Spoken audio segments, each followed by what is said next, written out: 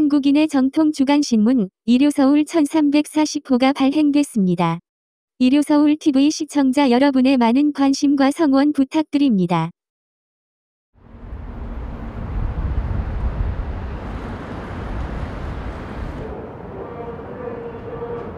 커피 한 잔 먹을 것도 없네? 아, 준비했니? 형님 얘기를 형님 어필 하셔야 돼요. 일산 얘기. 일산 얘기? 일산 얘기. 이게 뭐냐면 거꾸로지. 6개월 전에 넘어갔어요. 그 약시영천이지.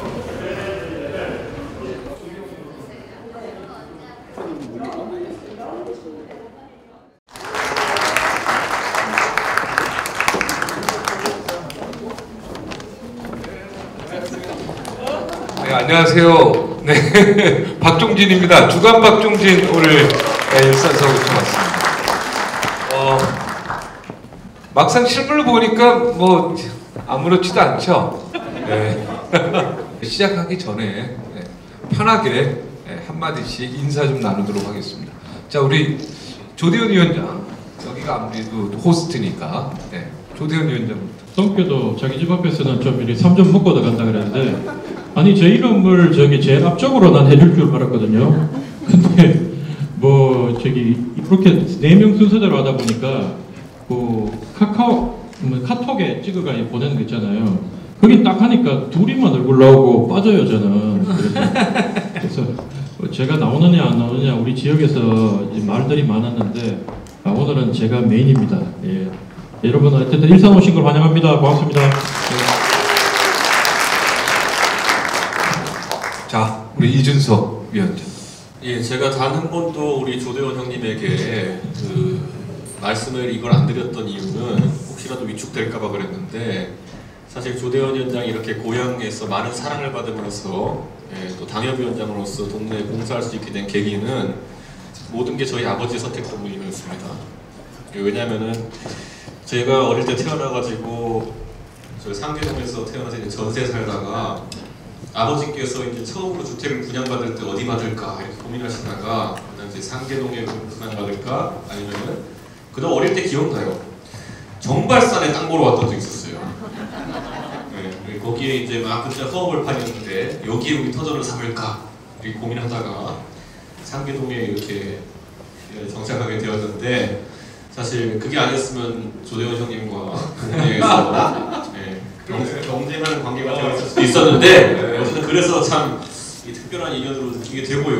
무엇보다도 우리 조대원 형님 같이 훌륭한 자질이 있는 분들이 특유의 돌파력과 전투력으로 앞에서 모든 매를 맞아가면서 길을 뚫어야지 저 같은 이제 후배들이 쫓아가면서 정치에서 정착할 수 있기 때문에, 저는 항상 뭐 제가 어쩌다 보니 정치를 짧은 기간에 제가 좀 뭐 직위상으로나 아니면 뭐 주목받는 역할로를 많이 했지만은 항상 우리 조대원 형님의 지역에 가진 애정이라든지 아니면 또 전략을 짜고 지역 주민과 함께하는 방식 같은 거는, 저도 방송에서 맨날 핀잔 주면서 뭐 모의 면접도 보고 이러지만은 사실 많이 배우면서 이렇게 하고 있습니다. 앞으로도 상호 보완적인 관계로, 제가 봤을 때는 곧 조대원 형님이 저희 당에 오실 거로 보이는데 어차피 오늘 통치가 오늘 발족해서 두 분이 이제 한 식구가 됐습니다.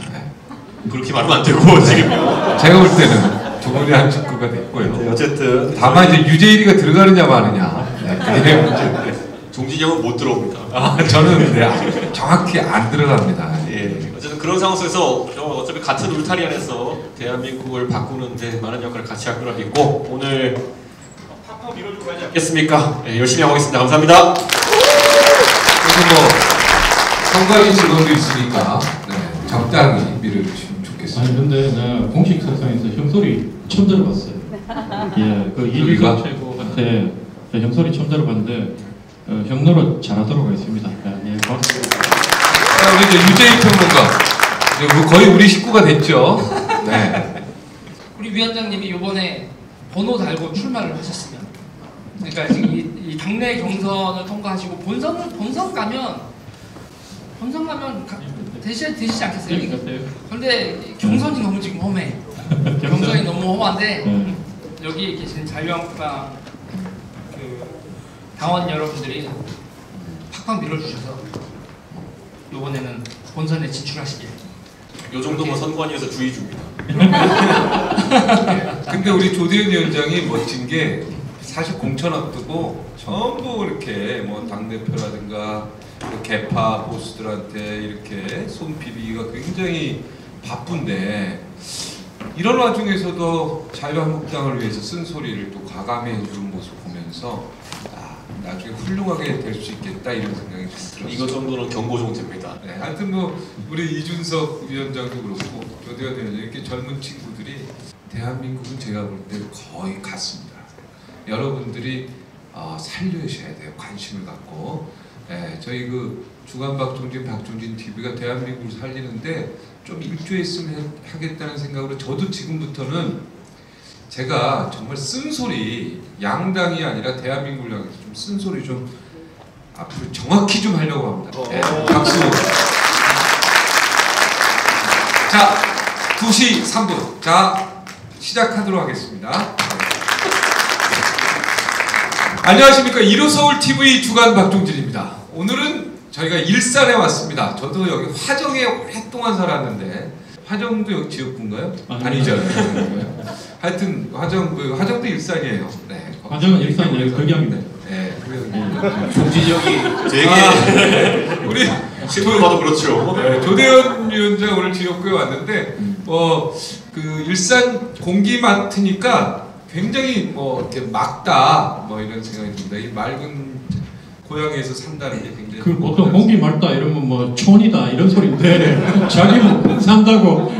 요즘에 굉장히 즐겁지 못한 일들이 굉장히 많고 뭔가 좀 나라가 걱정되는 일들이 많은데 오늘 좀 신랄하게 오늘 좀 비판하는 시간을 갖도록 하겠습니다. 참 오늘 뭐 따뜻한 뉴스가 있어요. 통치위가 발족됐는데 어떻게 되는 겁니까? 사실 이제 새로운 보수당과 자유한국당이 통합 추진위 구성에 합의했다는 식으로 기사가 나갔는데 사실은 그렇게 미는 거죠. 언론에서 그렇게 했으면 좋겠다 이런 바람이 들어왔기 때문에 그렇게 난 것이고 실제로 저희 쪽에서 이제 새로운 보수당 쪽에서 협상 대표로 아니면은 참관하러 가신 분이 정병국 의원이신데 제가 어제 정병국 의원님하고도 얘기를 했었는데 그냥 참관 자격으로 간 것이다. 그래서 거기서 뭐 시민단체 이런 데서 어떤 얘기를 하는가를 보고 이제 가는 겁니다. 제가 아까 농담 삼아가지고 우리 조대현 형님이 우리 당으로 오실 것 같다 이렇게 얘기했거든요. 근데 그게 무슨 뭐 탈당하고 오라 이런 게 아니라 만약에 나중에 통합의 장이 펼쳐진다 하더라도 조금은 좀 더 개혁 성향이 짙은 형태의 중심으로 이제 왔으면 좋겠다. 우리가 운동장에 가가지고 어릴 때 국민학교 때 보면은 초등학교 때를 보면은 딱 선생님이 서가지고 너 기준 이렇게 했잖아요. 그럼 그 기준이라고 하는 학생부터 해가지고 좌우로 정렬이잖아요. 보수 진영 또는 야권이 선거에 이기려면은 딱 통합을 하든지 뭐 하든지 통합은 덩어리의 크기의 문제거든요. 그런데 기준 이렇게 했는데 맨 오른쪽에 끝에 기준을 잡아버리면은 기존 와서 서 있지도 못해요. 다들 보면은. 그러다 보니까 널찍한 가운데 쪽으로 좀 치우친 곳에 딱 기준 이렇게 하고 국민들한테 덩어리를 여기서 키우겠습니다. 그러면은 말이 돼요. 그게 아니면 저는 좀 어렵지 않을까 이런 생각이 들어서 최대한 삽바 싸움을 이렇게 하고 있는 것이라고 보시면 되고. 통합이 어렵다고 보는 거예요? 이준석 개인 입장을 밝혀주세요. 제가 항상 얘기했잖아요. 통합해가지고 네. 기준을 저 끝에 오른쪽에 잡아가지고 여기서 기준 한다고 우리가 통합하자 잃어버리면요. 그 조대원 형님도 이 경기도의 베르타운 지역에서 지금 이제 큰 일을 하려고 하시는데, 예. 그리고 저도 이제 서울에서 베르타운 지역인 어떤 상계동이라는 곳에서 제가 참 하고 싶은 일이 있는데. 저희가 하고 싶은 일을 하기에는 그 기준 자체가 너무 오른쪽에 가버리면은 저희는 뭐 저희가 열심히 하는지 여부와 관계없이 구도상 너무 땅이 비좁아가지고 하고 싶은 일을 못할 겁니다. 아니 그러니까 통합은 힘들 것 같다. 다음 달까지. 그러니까 이번 달 안에는 해야 될 것 같은데. 저는 기준으로 보셔야 될 게 설이다. 설이다. 통합 설이다. 설 전에 좀 각자 욕심 내려놓고 뭔가 얘기할 수 있는 상황이 되면은 설날 25일 통합 설이 아니고 설 전에 올해 설은 이미 기사가 많이 나왔죠. 그죠? 종진이 형이 아니 같은 서울 사람들끼리도 이게 종진이 형이 얘기를 말이 좋아하네. 그러니까 설 전에 통합이 될 것 같다 이거죠?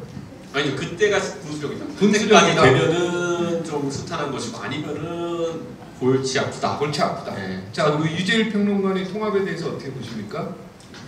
표 모으지 않으면 쉽지 않죠. 선거 표를 모으지 않으면 그러니까는 그 보수 진영에 있는 표를 모으지 않으면 이번 선거 이기 쉽지 않죠.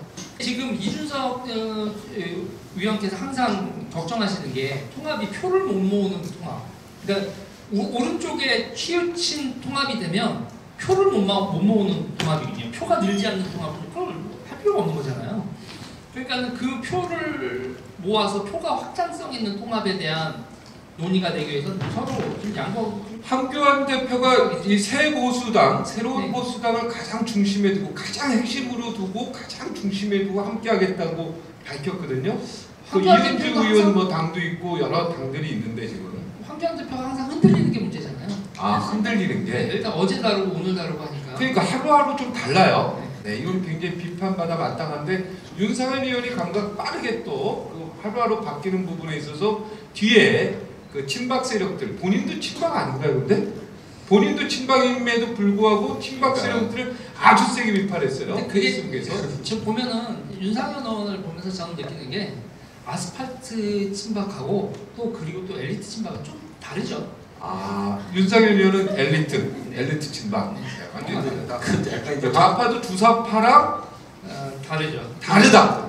유재일하고 근데 황교안 대표가 주사파랑 유재일파랑 다른 거고. 네. 황교안 대표가 귀가 얇은 것 같아요. 네? 귀가 얇은 것 같아 황교안 대표가. 황교안 대표는 귀가 얇다. 오늘 그게 제목이 이제 펴졌습니다. 귀가 얇을 수밖에 없는 것이 뭐 정치 경험 이렇게 얘기하기도 하지만은 황교안 대표가 제가 그냥 지금까지 그분이 방송 나오는 보면은 그분이 뭔가 듣고 이렇게 점잖게 말하는 모습은 많이 봤지만은 강단 있게 밀고 나가는 모습은 제가 크게는 못 봤거든요. 액션은 되게 과격하시죠. 머리도 깎으시고 이렇게 막 투쟁 나고 하시는데 의지로 뭔가를 발표하시는 경우는 제가 참 궁금한데 그거는 관료로서 살아오신 인생에 좀 작용하지 않았나. 그렇죠. 그리고 그 안에서 그 조직에서 관료라는 조직의 평가 기준에 굉장히 부합하게 살아오셨다면은 그래서 장관도 하시고 총리도 하셨으니까 그렇다면은 거기에 최적화된 분이라면은 최대한 많은 사람의 의견을 듣고 어느 누구도 싫어하지 않을 많은 판단들을 내려야 되는 것이 관료의 숙명이거든요. 우리 보면은 일 잘하는 직원보다도 구청에서 보면은 승승장구하는 사람들은 민원 적게 당하는 사람, 예. 싫어하는 사람이 적은 사람 이런 사람이 올라갈 수 있는 구조가 관료 사회가 될 수 있기 때문에 저는 그런 측면에서 황교안 대표의 뭐 장점이다 단점이다 이렇게 보는데 저는 그러다 보니까 이런 표현을 그렇지만은 과연 이 통합이라는 것이 모든 사람을 만족시키는 통합이라는 것이 가능할 것인가에 대해서 저는 약간 의구심이 듭니다. 네, 그런 건 없죠. 모든 사람을 만족시킨다는 단어 자체가 이거 어불성설이죠. 자, 조대현 위원장 오늘도 한마디 없어요. 고향에 왔는데 아니 우리 지역에 와 통합에 대해서 어떻게 생각해요? 아시는 분들이 많이 보니까 긴장이 돼가지고 입이 얼어붙었어요. 그게 아마추어와 프로의 차이예요. 네. 내가 그 형하고 같이 이렇게 우리 좁은 데서 이렇게 할 때는 좀 이제 적응이 좀 돼가지고 네. 내가 그 박종진 왜 못 제껴 뭐 내가 이렇게 생각했는데 딱 이렇게 오니까 야 역시 안 되는구나 진짜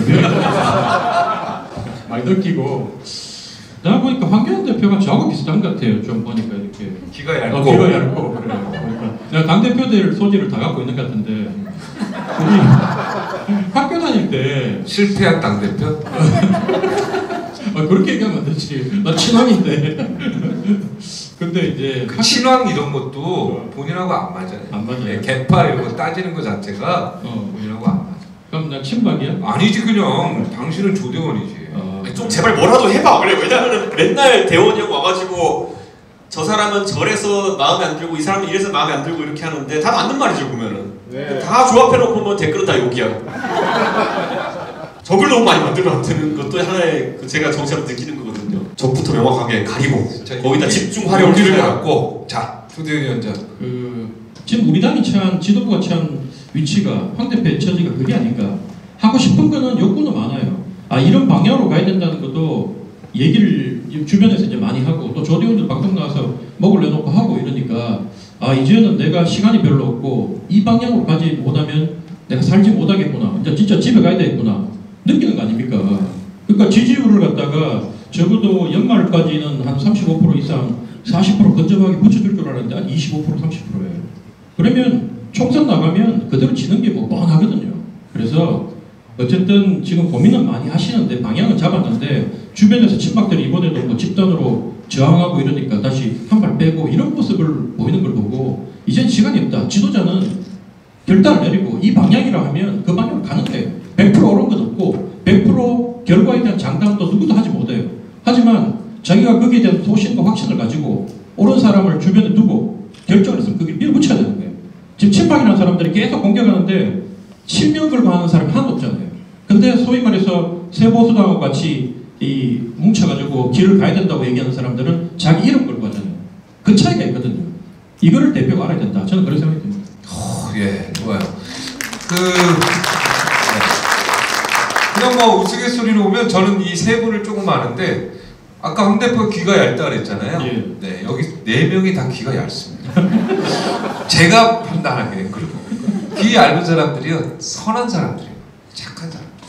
네, 고집이 좀 덜 세고 네, 괜찮습니다. 그리고 저희가 이제 방송을 주간박종하면서 제가 느낀 게 뭐냐면은 이번 정부 들어가지고 저도 정치평론을 많이 하고 뭐 종진 형도 정치평론을 정치에 대한 식견이 워낙 좋으니까 예측도 많이 하고 하는데 제가 방송을 지금 8년째 하면서 지난 2년 3년 동안만큼이나 제가 이렇게 많이 틀렸던 적이 없는 것 같아요. 네? 제가 많이 이렇게 틀렸던 적이 없어요. 아, 틀렸던 적이 없다. 그게 왜냐면은 자 정치평론이라는 게 뭐냐면요 저희가 정치권 안에서 내부 정보를 이렇게 보면서 자 이러이러한 상황에서는 상식적인 사람이라면 이런 판단을 할 것이다를 예측해서 이야기하는 게 정치평론이에요. 근데 지금 이 정부 들어서 2년 3년 동안 저희가 완전 바보 되고 있는 건 뭐냐면요 정상적인 상황에서 이렇게 할 것이다 라고 하는 것을 예측해 놓으면은 그 반대로 가요. 그저께도 어제도 그런 얘기 있었죠. 추미애 장관이 정상적인 정치인 출신의 장관이라 그러면은 자기 커리어도 있는데 수사 중인 검찰을 마음대로 때려잡는 그런 짓은 하지 않을 거다 라는 것은 추미애라는 사람이 살아온 20년 동안의 정치 행적이나 아니면 최소한의 정치적인 사람들의 행동 양태를 보면은 진짜 바보가 아니면 저러지 않을 것이다 라는 평론을 해놓으면은 그 다음날 그걸 해요. 그러니까 저희가 요즘 참 먹고 살기 힘듭니다 보면은. 그러니까 이 정부가 비상식적인 정부다. 조금 더 비하해서 얘기하면 그러니까 이게 또라이 정부다. 뭐 이런 얘기죠. 아니, 그러고 감옥 가요. 그런 얘기. 그런 얘기 감옥 갑니까? 네. 제가 유재일 씨가 이제 사실 조국 사태 겪으면서 굉장히 혼돈이 많이 왔던 걸 제가 옆에서 봤는데 제가 사실 박근혜 정부 마지막 2년 정도 동안에 굉장히 그걸 방송하면서 많이 느꼈거든요. 가면 뭐냐면은 도저히 이거는 좀 아닌 것 같은데 예를 들어 뭐 배신의 정치 이런 거 해가지고 유승민 의원 쳐내려고 하고 그다음에 뭐 공천 때 청와대 개입해서 도장 들고 튀고 뭐 이런 것 좀 나오면은 야 이건 진짜 내가 방송 나가서 내 이름 걸고 뭐 아무리 우리 팀이라 그래도 방어하기 어려운데 이런 생각이 드는 지점들이 나와요. 그게 저는 정부 한 3년차 말부터 이제 됐거든요. 근데 지금 이 정부는 한 2년 차부터 그런 고뇌를 느끼는 사람들이 많이 늘어나가지고 이미 유재일 씨는 만신창이가 됐고 그 잭게문이라는 사람들한테 공격당해가지고 최근에 진중권 교수가 어렵게 됐죠. 네, 어려운 정도가 아니라 거의 뭐 두 분이서 같이 이렇게 술 같이 하신다고 들었는데 맞습니까? 아니 지금 조만간 저희 단체에 진중권 교수와 저 사이에 친구분이 계셔서 저희가 지금 진중권 교수 뭐 강준만 선생 이런 지금 섭외를 추진 중이죠. 유재일 진중권이가 중심이 되는 그런 어떤 게스트로 이제 한번 방송. 네, 방송. 어제도 보니까 뭐 양아치 새끼들 이렇게. 양아치 새끼들 누가? 진중권 선생이 이 문친문 양아치 새끼들 이렇게 인사를 보고 그렇게 평을 하셨죠. PK 침. 지금 우리 주제가 검찰 인사로 넘어갔습니다. 자연스럽게 지금 검찰 인사 한 걸 보고 진중권 교수가 페이스북에 올렸는데 양아치 XX들 이렇게 올려놨다. 그렇게 올리셨죠. 아니 나도 여기서 한마디 하면 네. 내가 요즘 그 민주당에 소속된 패널들하고 토론을 좀 하잖아요. 근데 가끔 내가 끝마치고 밥을 먹으면 한 분이 그래요. 저보고 저도 조 위원장 보면 되게 폼나고 멋져 보인다. 부럽다. 근데 나도 이제 공천에 걸려 있다 보니까 민주당은 우리 당보다도 이 잘 나가는 당이다 보니까 입 바른 소리 하거나 조금이라도 자기의 기조에 벗어나는 얘기를 하면 죽여버려 바로. 그러니까 우리가 참 옛날에 친박들이 득세해가지고 공천 농단하고 할 때 참 뻔뻔했는데 뭐 지금도 아직 뻔뻔한 티를 못 벗어나가지고 염치하는 행동을 많이 하지만 국민들 보기에 그렇지만 그쪽 당은 다 한 거예요 지금. 그러다 보니까 이분이 하는 말이 만약에 내가 공천 떨어지면 내가 그때는 정말로 바른 얘기를 하겠다. 입 바른 소리를 하겠다 이러더라고요. 그러니까 자기들도 지금 폼이 안 나는 거야 지금. 여기서 충격적인 얘기 하나를 하면 충격적인 얘기를 한마디 하겠습니다. 충격적인 얘기를 하면 저는 2년 전에 그것도 이준석 최고도 제보를 트윗해서 해주더만 저는 이 인간들이 미천이 떨어지면 반일을 할 것이다. 여기서 이 인간들이라는 문깨문을 얘기하는 건가요? 문깨문 뭐라고? 대깨문. 대깨문. 대가리가 깨져도 문제인데 예. 대깨문 뭐 보통 그렇게 얘기를 하는데 저는 요새 대깨문이란 말도 이 사람들의 정체를 숨겨주는 말이라고 얘기를 해요. 이 사람들의 정체는 패권 주사다. 패권 지향적 주사파다. 주사파. 패권 지향적 주사파다. 그냥 독재란 얘기죠? 그러니까 자기네들이랑 생각 다르면 두들겨 패는 건 30년 전부터 그랬어요. 네. 좌파 내에서 이 사람들한테 맞은 사람도 정말 많습니다. 맞은 사람이 많다고? 그죠? 맞은 사람, 강목으로 맞은 사람 많아. 강목으로 이 대깨문한테 맞은 사람이 많다. 그러니까 대깨문이 아니라 지금 그렇게 하면은 혼돈이 생기는데 대깨문으로 위장한 네. 패권 주사들한테. 그리고 주사파들한테. 제가 이게 충격적이라고 여러분들이 들으면 충격적이라고 얘기를 한 게 뭐냐면 이제 이 얘기를 하면 저는 맞아 죽겠지만 네. 저는 그때 딱 이 사람들이랑 선을 그어야겠다고 하고 제가 맨 처음에 찾아간 곳이 낙성대 연구소였어요. 낙성대 연구소에 가서 이우연 박사랑 인터뷰를 하면서 유재일 저거 미쳤냐 그랬는데 저는 진보 진영에서 한 30년 가까이 있었던 사람으로서 여러분들이 충격을 받을 얘기 하나를 해드리겠습니다. 또 하나. 위안부와 징용과 관련돼서 너무 많은 거짓이 있습니다. 위안부와 징용과 관련해서 너무 많은 거짓이 거짓 있다. 선동이 있다. 거짓 선동이 있다. 여러분이 알고 계신 거는 사실과 거리가 멀다. 그 하나만 얘기해 주세요. 저 죽습니다. 그 다음은 죽습니까? 알지 여기 넘어가서 바로 죽습니까? 진짜 죽일지도 모르고. 야, 이게 그러니까 무서운 정부다 이런 얘기 아니 지금 나는 정부가, 얘기 그죠? 버려가지고 주사파의 핵심들이 많이 들어가 있는, 그죠? 그래서 패권 주사파의 정부에서 우리가 알고 있는 단순한 좌파 정부가 아니다 이런 얘기죠. 그러니까 이 사람들을 이해를 하려면 딱 두 가지예요. 네. 민족 해방하고 파시스트.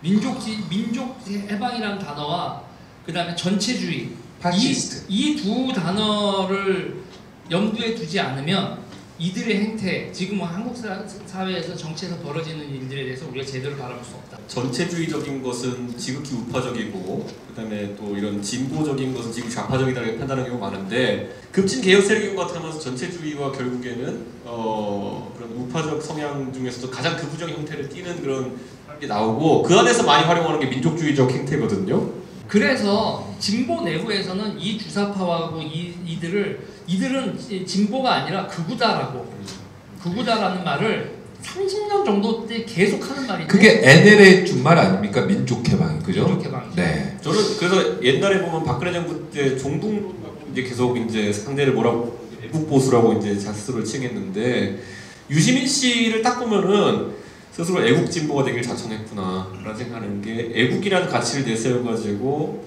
내가 아니면 다른 사람은 다 매국이다라는 프레임으로 잡아갔던 것이 장관 되기 전에 조국, 유시민 씨, 그 외에 뭐 이제 토착 외국 몰이했던 많은 사람들이거든요. 내가 하는 행태, 내가 하는 방식에 일본과 싸우는 건 좋다 이거예요. 그런데 내가 하는 방식에 동의하지 않은 니네는 토착 외국야라고 이렇게 몰아붙이는 것 자체가 근데 그런 발상이죠. 제가 어떤 분의 트윗 하나 소개시켜드릴게요. 네. 윤석열 찍어내기로 청와대와 법무장관의 의중은 명백히 드러났다. 수사를 제대로 하는 검사는 어떻게든 자른다는 것. 무엇을 겁내는지 새삼 알겠구나. 2013년 10월 18일 조국. 야, 그 조국이 얘기한 거예요? 그러니까 그 민주당의 행태라는 걸 보면서 가장 놀랐던 게 최근에 인재 영입하면서 젊은 친구들, 저보다 어린 친구들이 와가지고 이제 영입돼서 이야기할 때 딱 사람들이 리트머스 시험지 들이대잖아요. 조국 사태에 대해서 어떻게 생각하십니까? 그럼 거기서 미천이 다 나와요. 저는 기억나는 게 뭐냐면 제가 그 모습을 보면서 제가 딱 8년 전에 그 자리에 서 있었을 때 모습을 제가 2011년 12월 26일 날 정치인으로서 세상에 알려졌는데 12월 24일이 크리스마스 이브죠. 저한테 그때 박근혜 대통령이 영입한다고 이제 최종적으로 전화가 가지고 했을 때 제가 딱 한 가지 했던 기억이 나요. 제가 참여하는 건 제가 선택했습니다. 결정했습니다. 그런데 앞으로 제가 정치 활동하면서 무슨 말을 하는지를 가지고 저한테 나중에 그때 페널티를 주지 마십시오. 얘기했어요. 근데 그때 박근혜 대통령이 저한테 뭐라고 그랬냐면은 그건 당연하죠 이랬어요. 지금까지 박근혜 대통령은 저한테 그 약속을 안 지킨 적이 단 한 번도 없었어요. 왜냐면 형 기억하겠지만은 그 쾌도남바에는 방송할 때 그 윤창중 씨가 청와대 대변인으로 바로 임명됐잖아요. 놀라웠죠. 그 종진이 형 방송 나가가지고 내가 청와대 대변인 이런 거 청와대 자리 같은 거 하면은 내 영혼에 대한 모독입니다. 영혼에 대한 모독이라고. 그렇게 하고 내가 뭐 윤봉길 의사님 네. 한 다음에 가셨잖아요. 제가 그때 박근혜 정부 출범하고 인수위 시절에 제가 그걸 제일 먼저 깠어요. 네. 아니 이분이 지금까지 선거 과정에서 상처를 준 분이 그렇게 많은데 꼭 이분을 첫 정부의 대변인으로 임명해야 되느냐라고 비판하고 이렇게 갔는데 거기에 대해서 제가 지금 뒤집어 따지면 당신이 꼭 정부를 임명해야 돼? 이랬던 거잖아요. 보면은 단 한 번도 저는 박근혜 대통령 또는 그 주변의 세력한테 그 때문에 공격을 받은 일이 없어요.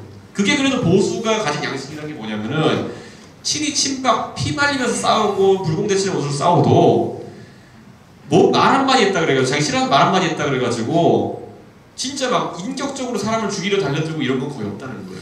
근데 이 지금의 민주당에 있어봤을 때는 그 영입된 젊은 인재들이 와가지고 혹시 조국에 대해서 한마디로 잘못하면 끝나는 보다 한번 두려움을 가지고 정치 시작한다는 것 자체가 저와 그들이 가진 굉장히 큰 차이가 될 것이라고 생각합니다. 민주당 영입에 대해서 굉장히 이거 좀 이렇게 이건 아니다. 그의 아이들은 아니다 이렇게 얘기하는 것 같아요.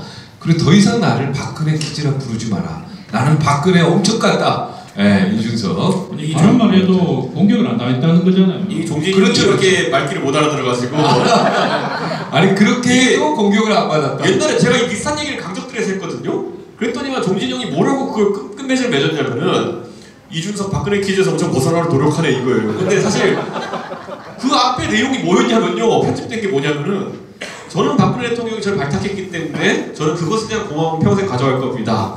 하지만 이렇게 간 거였는데 거기서 그렇게 끝을 내버리니까 PD는 좋다고나 그렇게 편집하지. 그러니까 박근혜 정부 내에서는 박근혜를 비판한 얘기를 마음껏 했었다. 그죠?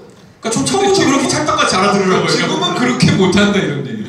근데 오늘 형 왜 크게 안 웃어요? 마이크가 너무 세 이게. 웃으면 너무 문제죠. 괜찮아. 이해하시죠? 자, 검찰 인사에 대해서 한마디 해주세요. 민주당은 바른 말하면 바로 뭐 페널티 강하고 그 소위 말해서 극렬 지지층들이 막 보복한다 그러고 검태서 내쫓아라 그러고 하는데 그래도 자유한국당은요 한 번도 저한테 야 너 그렇게 방송 나와서 얘기하지만 너 가만두지 않아 이렇게 얘기한 적이 없어요. 분명히 말씀드리지만 귀찮아서 그래 다들. 나중에 막 편집나 그래요? 서로 어떻게 사는지 잘 몰라요.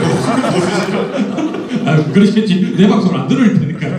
지금 우리 당은 그래도 아직까지 참 점잖하다. 저는 이런 생각이 들고 지금 그 검찰 인사한 부분은 저는 그랬어요. 그래도 설마 생각했는데 추미애 장관이 원래 그 유재일 평론가가 얘기하기를 자기가 어쨌든 대권 꿈이 있는데 인사가 아니다 보니까 어쨌든 이번에 이 직급을 낮추더라도 대표하다가 법무부 장관으로 가는 이 직급을 낮추더라도 여기서 승부를 봐가지고 친문 핵심들한테 잘 보여서 이제 다 조국하고 다 아웃됐으니까 여기서 당내 경선에 올라가서 다음 대권 노리겠다 이런 전략만 생각했는데 우리가 제가 이제 이 울산시장 불법 선거 개입 특위에 제가 들어가 있잖아요. 거기 보면 추미애 장관이 어쨌든 그 당시에 그 울산시장하고 송병기하고 있잖아요. 거기 송철호하고 공천 받는데 깊숙이 개입해 있다. 거기 어쨌든 당 대표로서 역할을 했다.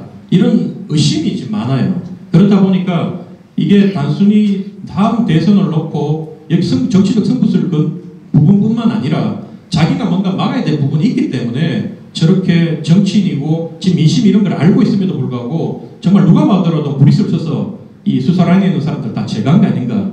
저는 그런 의심을 하고 있습니다 지금. 그 추미애 장관 제가 사실 개인적으로 좀 굉장히 좋아했던 분이고 과거부터 믿었던 분인데 이번 인사 보면서 이분도 정말 다 되셨구나 이런 생각이 좀 들었어요. 이건 아니다라는 생각이 좀 들었고 이 검찰 인사는 어떻게 보면 역대 제가 기자 생활 저도 꽤 오래 했는데 지금까지 본 인사 중에 최악이다 이런 생각이 듭니다. 정말 심각한 건 이제 이 정부에서 벌어지고 있는 그 이제 구체적으로 펀드거든요. 펀드고 이제 뭐 각종 사기들.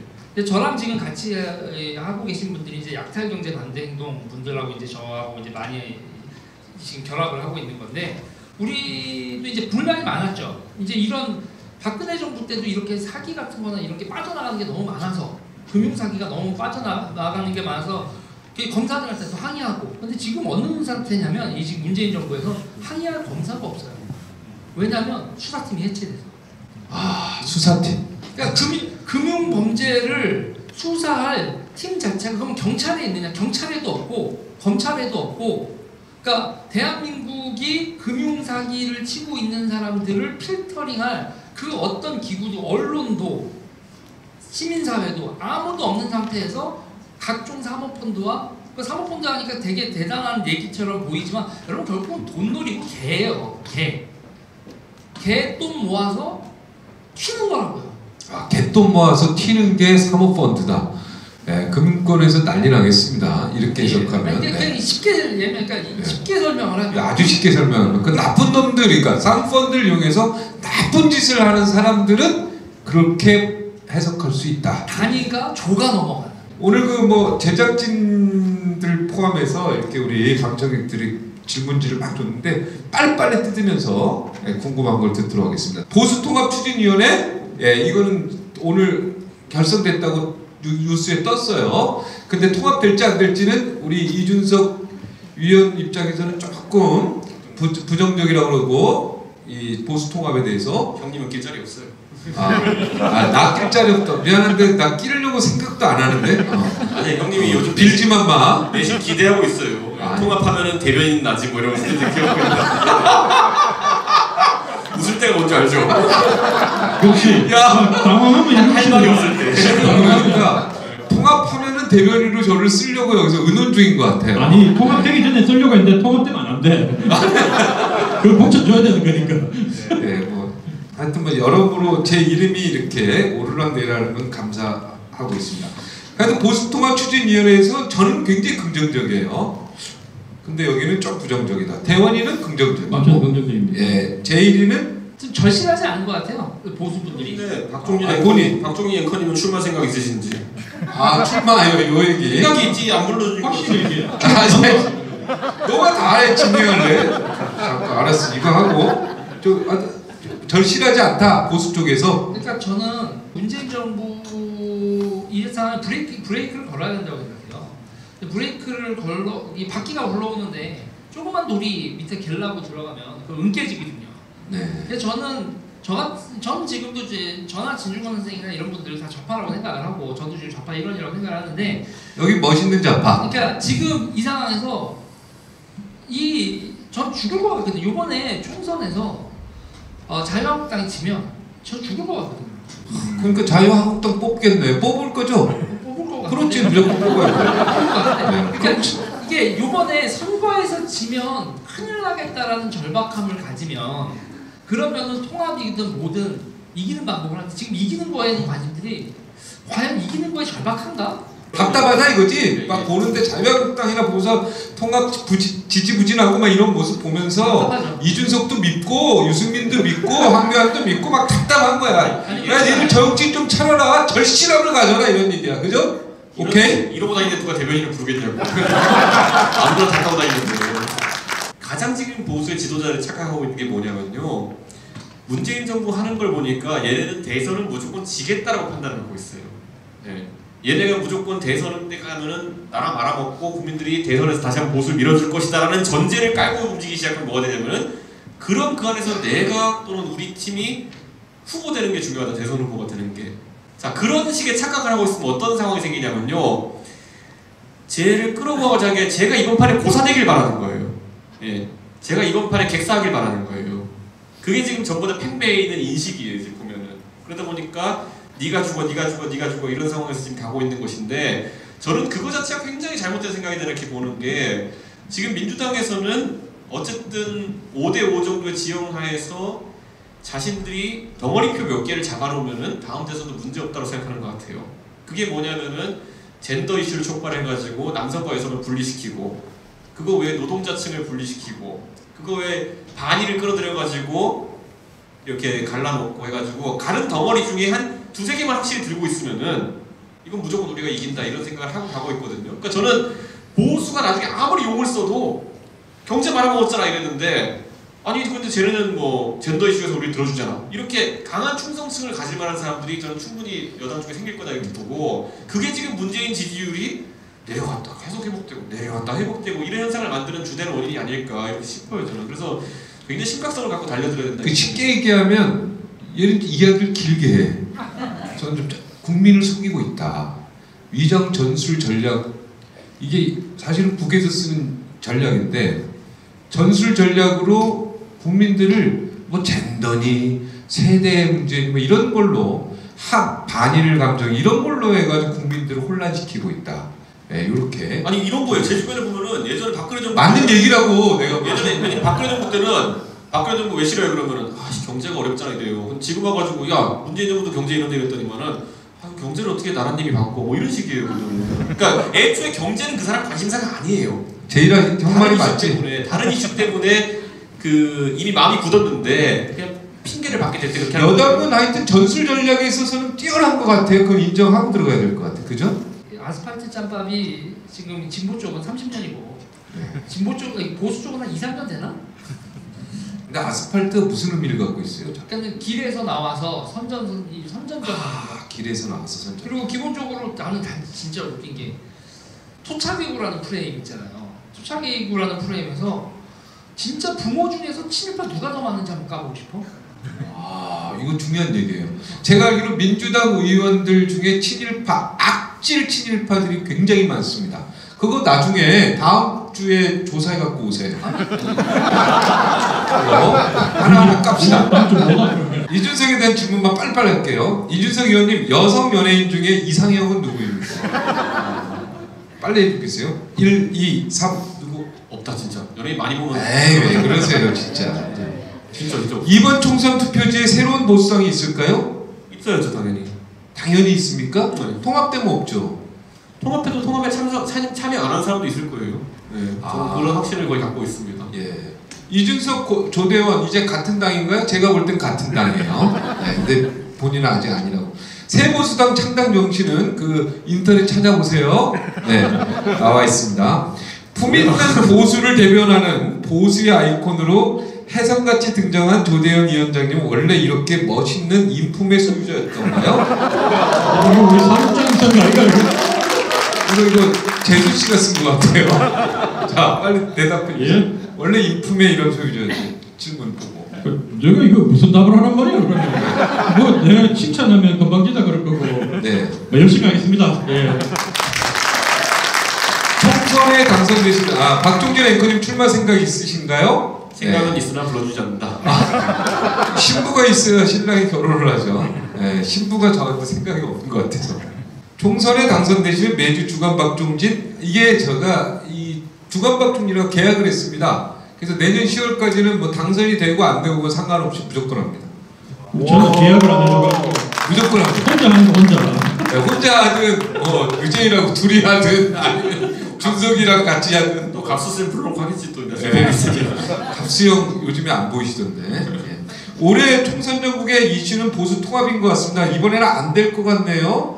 다음 대선까지 가능할까요? 예, 뭐 무조건 국민이 이건 뭐 하라고 막 계속 압력을 넣어야 되겠죠? 예, 제가 여기서 얘기하면 보수 통합이 안 되면 내가 중대 결심을 하려고 그래요. 진짜로? 진짜. 자, 여기 발표하겠습니다. 오늘 중대 결심. 아니요, 보수 통합이 안 되면 안 된다 치고 미리 발표하세요. 하면 되지. 왜냐면 된다 치고 먹는 거 달라드려야 되는 건데. 이래야지. 안 되면 이렇게 하겠습니다. 자, 한마디.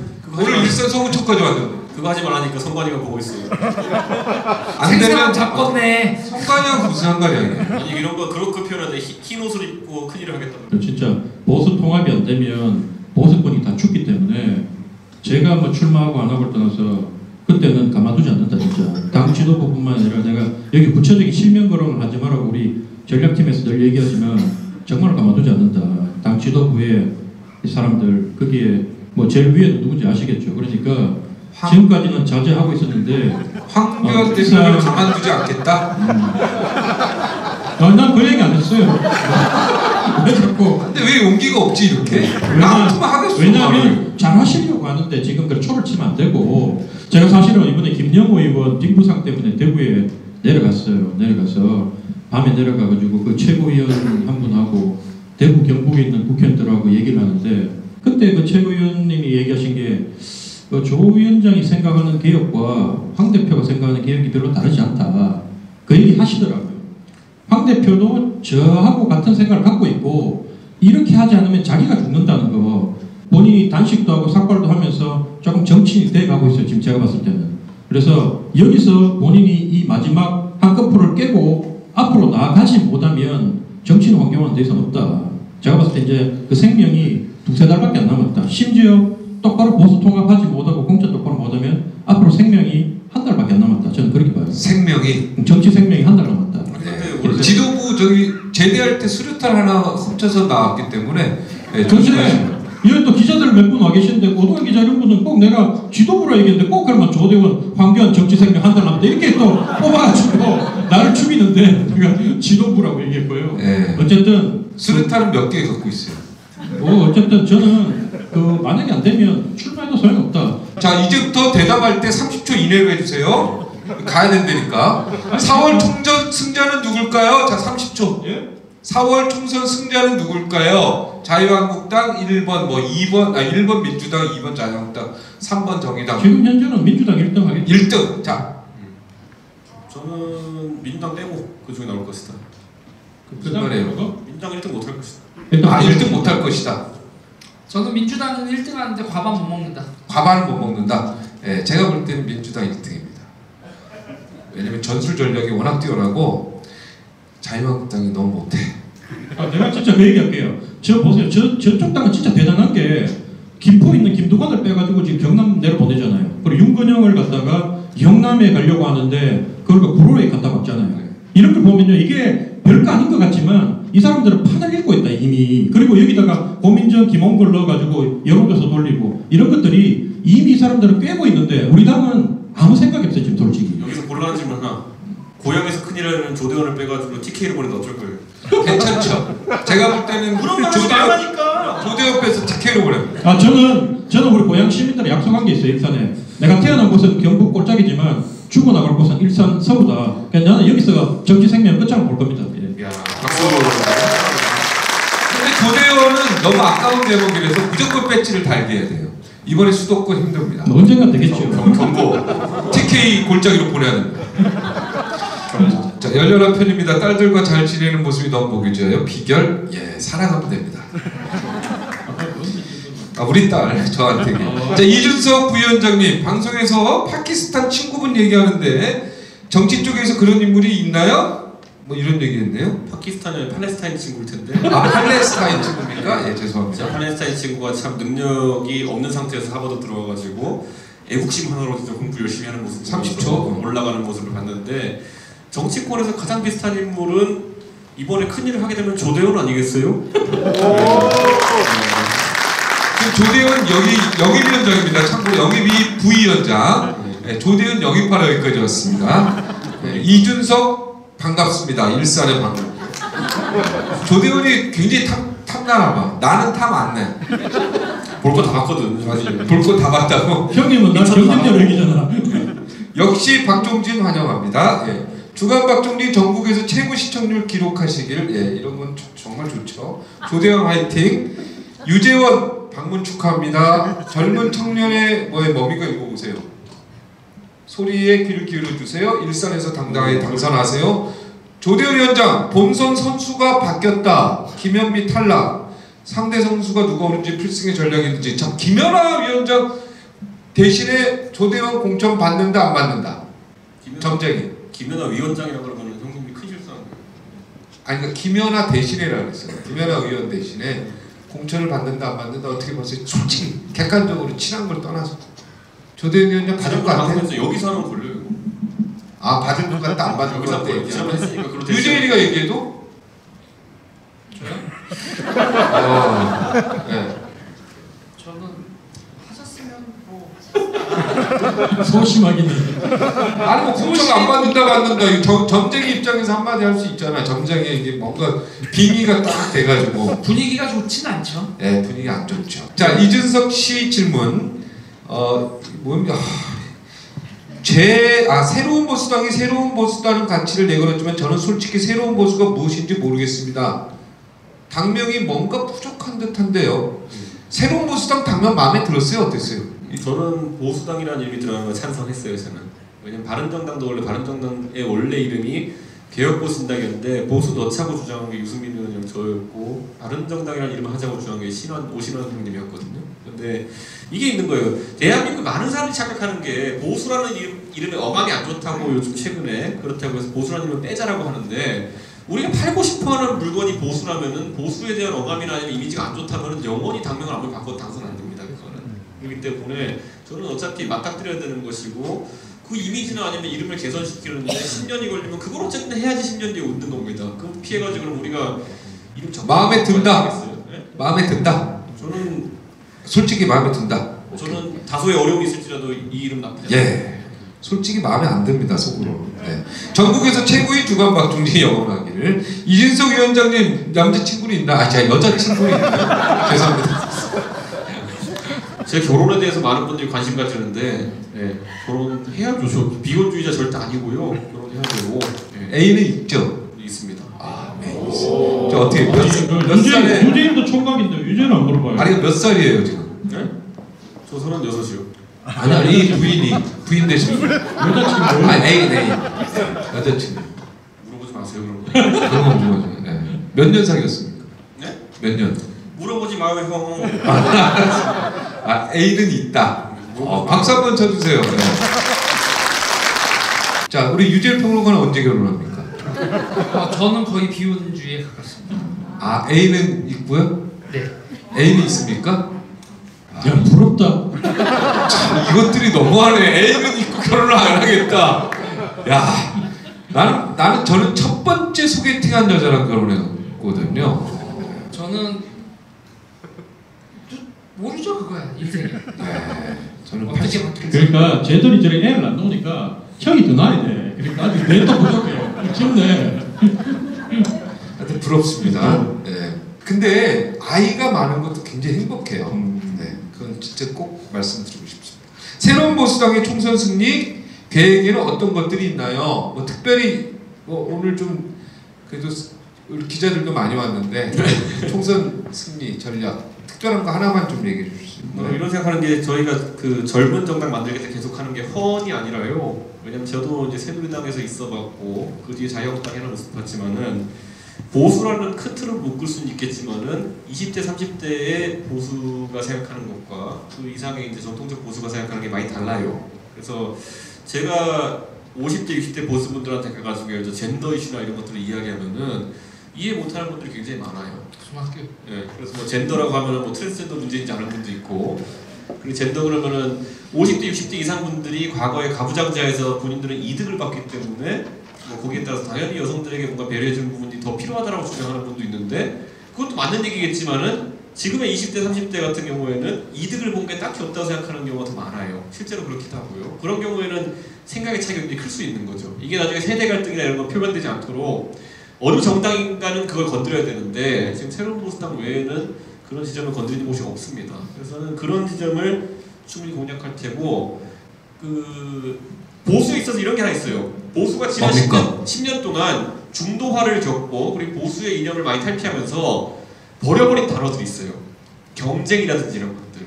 경쟁이라는 것이 굉장히 부정적인 의미로 받아들여지는 아닙니다. 경쟁해야 됩니다. 그러니까 무의미한 경쟁이라든지 아니면 과도한 경쟁이라는 그 수식어들밖에 기억이 안 나는 경우가 있거든요. 근데 경쟁이라는 것을 그러니까 공정한 형태의 경쟁이라는 것을 우리가 도외시하다 보니까 생기는 현상이 뭐냐면은 조국 사태 같은 거예요.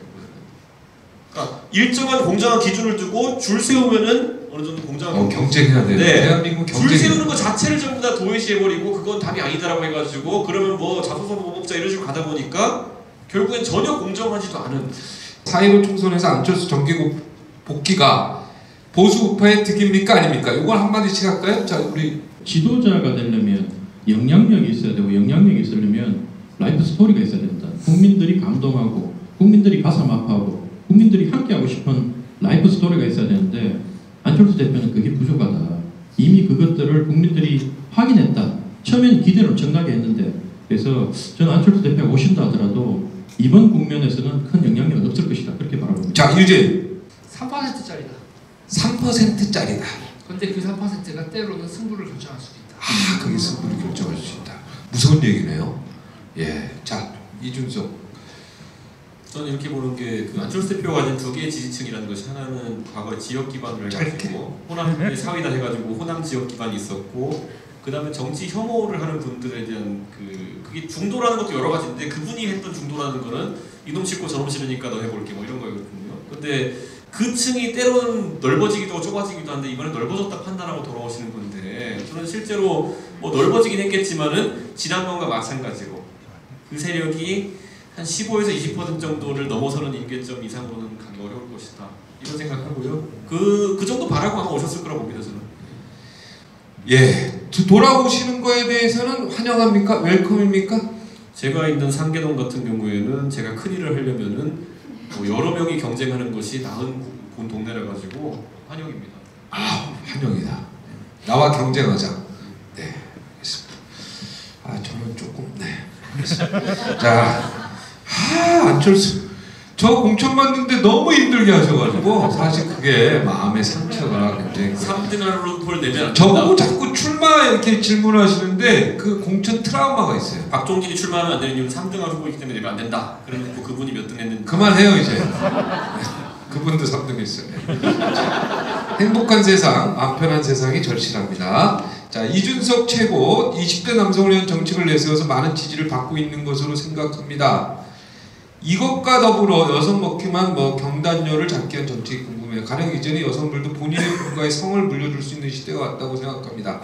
2030 세대에 있어가지고 남녀 간의 이제 유불리를 따지는 시대는 이제 지나간 것이 아닌가. 82년생 김지영이라는 영화에 대해서 50대 60대는 공감할 수 있겠지만은 20대 같은 경우에는 아니 갔더니만은 엄마가 나한테 맛있는 반찬 난 안 주고 남자 동생은 줬다라는 것이 과연 여러분 가정에서 지금 있는 일이라면은 그 가정이 바뀌어야 되는 것이다 이렇게 보는 것이고 제가 85년생인데 저는 그런 환경에 살지 않았습니다. 그런데 네. 과거의 얘기와 현재 얘기를 혼동하기 시작하면은 여동생이 있죠. 예. 그 여동생 이야기를 인터뷰를 따로 따야 될 것 같습니다. 네, 그건 본인이 얘기한 내용은 아니고. 자, 뭐야 이거를 유재일 쌤한테 궁금합니다.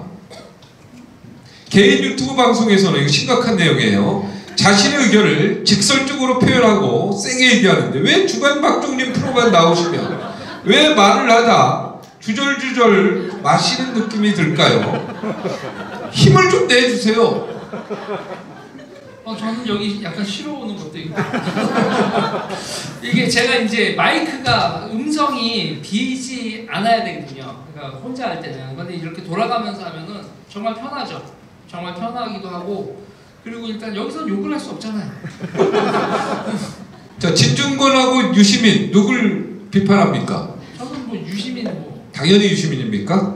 예, 저기 이준석은? 저는 둘 다 뭐 그렇게 뭐 우리 편이라는 생각 안 듭니다. 아, 둘 다 싫습니까? 요즘 진중권 교수가 잘하고 있어요. 아, 요즘 진중권 저랑 편이다. 아, 친합니까? 예. 네. 저는 뭐 그런 분들이 계속 계시면 우리가 언젠가 이긴다. 왜냐면 이제 작용 반점이 있기 때문에. 아, 진중권, 유시민 둘 중에 하나. 둘 중에 하나. 뭐 둘 다 별로 안 좋아해요. 둘 다 안 좋아해요. 아니 유시민 같은 분이 많아 얘기죠. 예? 유시민 같은 분이 많아 얘기죠. 그러니까 유시민 같은 분이 많아 얘기인데 진중권 그분도 옛날에 했던 게 있기 때문에 사람이 하루아침에 그 이미지가 안 변하잖아요. 여기는 IQ가 200인 거야. 여기는 IQ 150. 그죠? 근데 제가 내가 150은 맞는데 괜히 이게 무시받는 기분이 들어요. 제가 이제 하는 얘기가 있어요. 좌파는 좌파가 까야지만. 아, 그렇구나. 좌파는 좌파가 까야지 맛이 제맛이 난다. 유재 박빙. 아, 이거 제목으로 네, 좌파는 좌파가 까야지만 제맛이 난다. 박종진 이준석이까지 제 맛이지. 저를 까는 유일한 저런 약점이 많아요. 지금. 저는 뭐 약점투성이고 네. 귀도 얇고 뭐 문제투성인데 그거를 정확하게 짚어서 저를 까는 저는 굉장히 고마운 친구입니다. 저는 이 방송 한 번씩 하고 가면 집에 가서 반성 내 인생에 대해서. 종진형이 과거에는 강적들 할 때는 되게 사람들한테 훈계조로 얘기를 많이 했어요. 네, 정치인들한테 가가지고 정치 그렇게 하시면 안 되죠 막 이렇게 얘기해요 막 보면은. 근데 선거 한 번 나가가지고 3등 한 번 하고 보니까 저보다 선거에 대해서 이랬고 저랬고 하진 않더라고요. 그러니까 이렇게 하셔야 저렇게 하셔야 얘기를 안 하더라고요. 네. 그 충고하는 게 굉장히 건방진다는 생각이 좀 들었어요. 네. 그 충고는 자식한테도 해서는 안 되는 것 같아요. 네. 내가 너무 부족하니까 자, 이준석 씨, 현재 여론조사에 의하면 문 대통령 더불어민주당 지지율가 48%라고 하는데 이것이 사실이라고 믿습니까? 지금 이런 거죠. 유재희 씨도 고민의 과정을 겪은 것이 민주당이 싫어가 먼저 와요. 민주당이 하는 게 도대체 마음에 안 들어. 그게 먼저 와요. 그런데 자유한국당을 찍을까까지 결심하는 것도 다음 단계예요. 그러니까 그 단계에 도달하지 않은 사람, 야권을 찍을까 결심하는데 도달하지 않은 사람들이 많다 뿐이지 여권을 싫어하는 사람들은 항상 지금 이제 적층이 되어가고 있는 상태다. 이렇게 좀 보면 됩니다. 저기 우리 PD님 택시 와 있죠? 네, 대기 중입니다. 자, 계속 대기하라고 해주세요. 예. 자, 저한테 뭐 출마시 공약인데 저는 자유에 굉장히 저는 방점을 찍고 싶고 경쟁하는 사회 여기에 방점을 찍고 개방된 사회. 우리는 조금 더 개방돼야 돼요. 확실히. 이런 사회를 만들고 싶은 게 제 개인적인 생각이고요. 심상정위원회 5천만 원 청년 수당 관련해서 뭐 포퓰리즘 얘기했는데 이 포퓰리즘이라는 단어는요 우리가 속으면 안 돼요. 근데 사실은 정치인 자체가 포퓰리스트죠 어떻게 보면은. 그래서 뭐 거기서 하여튼 논란이 많이 많은데 정치인 자체가 표를 먹고 사는 사람이라서 포퓰리스트밖에 될 수밖에 없습니다. 네, 그런 것들을 감안해서 국민이 잘 판단하셔야 될 것 같다. 근데 우리 참 방송 주간박정님 보면은 포퓰리스트적인 마인드로 운영되는 유튜브 채널들이 참 많은데 우리 셋은 뭐 조금 전까지 넷은 정말 각자 위치에서 비주류들 아니에요? 그런데 이렇게 해가지고 구독자가 10만 명, 20만 명 쌓여가는 거 보면 참 신기하고 예, 정말 시청자분들께 정말 사랑합니다. 자, 우리 같이 한번 할까요? 네, 사랑합니다. 네, 이준석 공개 방송 처음 했죠? 어때요? 오늘 소감 한마디씩. 오늘 소감이요? 재밌네요. 처음은 아닌데 재밌네요. 오늘 재밌나요? 네. 다음에 또 할 의지 있습니까? 다음에 또 하면은 해야죠. 네. 우리 이준석 최고 그때는 이제 상계동에서 할 때인데 어때? 상계동 괜찮겠어요? 괜찮아요. 보면은 그때는 가면 안 돼요. 중간에 가고 이런 거 없어요. 네, 알겠어요. 네. 노원역 특설 무대에서 모실게요. 특설로. 네, 노원역 특설 무대에서 또 다시 뵙도록 그렇게 하겠습니다. 조대현 위원장 오늘 별로 말을 못했어요. 아니 4명 다 모이면 안 된다 그랬잖아. 내 이빨이 너무 세가지고 우리 중에서 1명 빼자 그랬더니만. 예? 오늘 재밌었죠 그래도. 그래도 뭐 제가 마지막 마무리합니까 제가? 네, 마무리해 주세요. 클로징 해주세요. 그래도 우리 동네니까 사실 주간박종진 나가면서 제가 큰 용기를 얻고 위안이 됐던 거는 저 같은 생각을 가진 사람이 많지 않다고 생각했거든요. 주변에 왼쪽 오른쪽에 있는 사람들은 되게 많고 뭐 그 사람들은 조직화되어 있는 것 같고 나는 가끔은 저 왼쪽 생각이 오를 때도 있고 오른쪽 생각이 오를 때도 있는데 그러면 나보고 박쥐라 그러고 뭐 예를 들면 뭐 줄타기 한다 그러고 그러는데 보통 일반인들은 자기 상황에 맞춰서 이렇게 이런 생각도 하기도 하고 저런 생각도 하잖아요. 근데 자꾸 정치권에서는 네가 내 편이냐 우리 편이냐 저쪽 편이냐 이걸 강요를 하더라고요. 근데 주간박종진 나가면서 아 나하고 비슷한 생각을 하는 사람들이 이렇게 많구나. 또 이 인기 없는 사실은 한쪽에 팍 치우치면 막 세게 욕해주고 이러면 금방 50만 100만 가고 댓글에도 막 봐라 니들은 아직도 10만이야 15만이야 이렇게 하는데 그렇게 하는 게 쉬워요 사실은. 그렇지만 우리 사회에서 우리 같은 목소리를 내는 사람이 있어야 되고 또 우리를 지지해주는 사람들이 꾸준하게 있구나. 여기에 제가 용기를 얻고 그럼 내가 실패할지 성공할지 모르지만 이 방향대로 이 정치를 하는 한 명의 정치인이 있어야 되겠다. 이렇게 결심을 하고 제가 이 길을 가고 있습니다 여러분. 그래서 성공 실패는 어쨌든 이 일산에 오신 거 너무나 길잖아 얘기가. 됐습니까? 총 분량으로 따지면 별로 아니겠네요. 네네. 하세요 그러면. 네. 시청해주셔서 대단히 고맙습니다. 그리고 오늘 일산서구청에 와주신 이 수천 명에 달하는 포퓰리즘 함께 해주신 여러분께 진심으로 감사드리고 시간 되시는 분은 끝나고 맥주 한잔 하도록 하겠습니다. 상계동에서도 맥주 한잔 할 수 있죠. 거기 막걸리예요. 네, 다음 달 상계동에서는 막걸리로 하도록 하겠습니다. 시청해주셔서 고맙습니다. 자, 우리 다 같이 인사하시죠. 네, 감사합니다. 사진 촬영하게 하겠습니다. 네, 제가 이것도 들으면 양복하고 안 어울리는데.